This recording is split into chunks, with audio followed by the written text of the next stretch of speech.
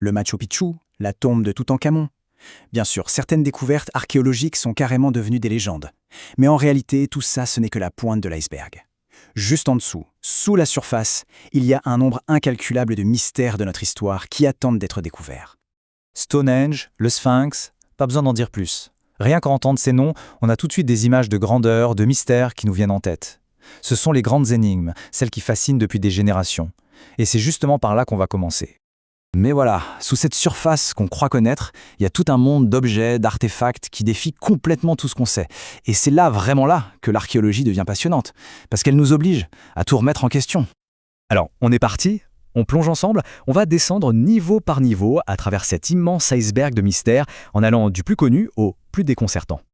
On commence tout en haut, par la fameuse pointe de l'iceberg. C'est là qu'on trouve les légendes et les monuments que franchement tout le monde connaît, ceux qui font partie de notre culture à tous. D'un côté, on a l'Atlantide. C'est Platon qui en a parlé pour la première fois vers 350 avant notre ère, et depuis cette cité engloutie reste un mythe incroyablement puissant. De l'autre côté, Stonehenge. Là, c'est du concret. Un monument bien réel, vieux de 5000 ans. On sait qu'il est aligné sur les solstices, mais à quoi il servait exactement? Le débat est toujours ouvert. Voilà deux types de mystères. Un légendaire, l'autre bien physique, mais les deux sont ancrés très profondément dans notre histoire. Bon, maintenant, on descend d'un cran, un peu plus profond.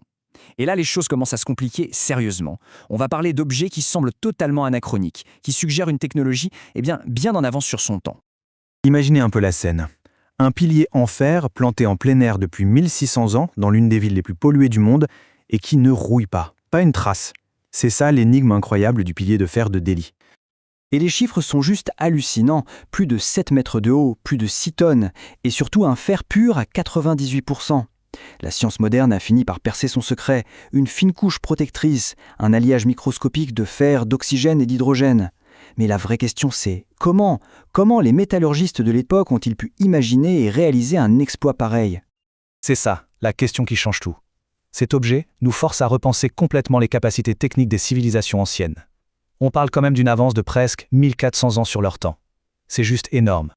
Allez, on fait un autre bond dans le temps, encore plus loin. On est en 200 avant notre ère. Au large de la Grèce, un navire coule, et il emporte avec lui un secret. Un secret qui va complètement bouleverser notre vision de l'Antiquité. Découvert au début du XXe siècle dans une épave, cet objet est un enchevêtrement de roues dentées en bronze d'une complexité incroyable. Il était capable de prédire la position des planètes, les éclipses, et ce des décennies à l'avance. Pour le dire simplement, c'est le plus vieil ordinateur analogique qu'on ait jamais trouvé. Et ce qui est fascinant, c'est cette citation de Cicéron. Elle suggère que ce mécanisme n'était peut-être pas un cas isolé, qu'il existait toute une tradition de mécanique de précision qu'on a presque entièrement perdue. Imaginez un peu, combien d'autres ordinateurs de ce genre dorment encore au fond de nos océans? Ça y est, on atteint les abysses de notre iceberg. C'est ici, tout au fond, qu'on trouve les artefacts qui semblent carrément venir d'une autre réalité. Des objets qui défient totalement, mais alors totalement notre chronologie historique. Alors voilà, un livre de 240 pages, qui date du début des années 1400. Il est rempli de textes, d'illustrations magnifiques. Le seul tout petit problème, l'alphabet est inconnu, la langue est indéchiffrable, et les plantes qui sont dessinées dedans, elles n'existent nulle part sur Terre. Et ce qui est fou, c'est que le manuscrit est organisé avec une logique implacable. Il y a des sections bien distinctes, une sur l'herboristerie, avec des plantes inconnues, des diagrammes astronomiques, des illustrations biologiques vraiment bizarres, et même des sortes de recettes. La structure est tellement complexe que la plupart des experts pensent que ce n'est pas un simple canular.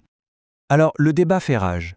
Est-ce que c'est l'œuvre d'un alchimiste un peu farceur, le code d'une société secrète, ou le tout dernier vestige d'une culture totalement oubliée? Même avec l'intelligence artificielle, personne n'a réussi à le déchiffrer. Le mystère reste entier.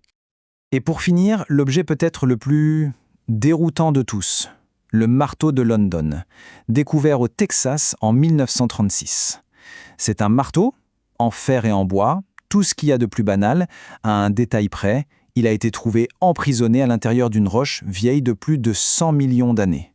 Une contradiction chronologique absolue. Bon, alors c'est quoi l'explication?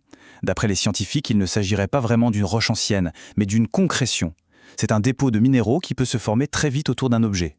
Le marteau pourrait donc être simplement l'outil perdu d'un mineur du 19e siècle. Sauf que le mystère reste entier parce que le propriétaire actuel refuse la moindre analyse scientifique, ce qui, évidemment, laisse la porte ouverte à toutes les spéculations. En remontant à la surface après ce voyage, une chose est sûre. Chaque nouvelle découverte est là pour nous rappeler à quel point notre vision du passé est incomplète. Du pilier de Delhi au mécanisme d'Anticythère, tous ces artefacts sont bien plus que de simples curiosités. Ce sont des pièces manquantes d'un puzzle immense. Et chaque pièce nous rappelle l'incroyable ingéniosité de nos ancêtres et surtout l'immensité de tout ce qui nous reste encore à découvrir. La question finale donne un peu le vertige, non? Sous nos pieds, au fond des océans, combien d'autres merveilles de ce genre attendent leur heure, prêtes à réécrire complètement l'histoire telle qu'on la connaît? Une chose est certaine, l'exploration ne fait que commencer.